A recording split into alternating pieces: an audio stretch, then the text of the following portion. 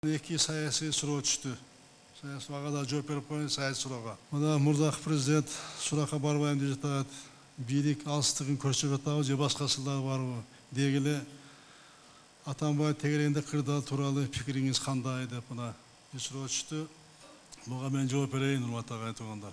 Бул эми учурдагы Кыргызстандагы мурдакы президенттин менен менин болгон мамилем ага карата менин позициям эл туура баягы кызыгуу бар, бул боюнча кызыгуу бар. Анын айланасында акыркы мезгилде ар кандай окуялар болуп атат. Мына күбө катары суракка чакырылып жатат. Бул эми мыйзам ишен эмне көрүнүш? Мыйзамдуу өлкөдө мыйзамдын алкагында гана аракеттер болуш керек. Аракеттер болуш керек. Ким болбосун?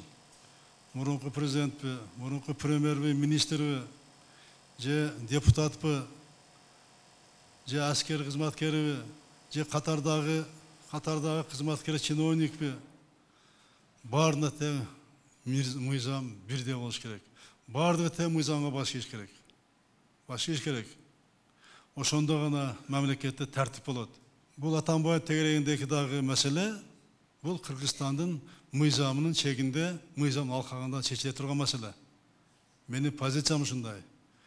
Мыйзам баарына бирдей чечилиш керек. Мага дагы, тоодогу мал багып аткан фермерге дагы, талаада кетмен чабып аткан дыйканга дагы.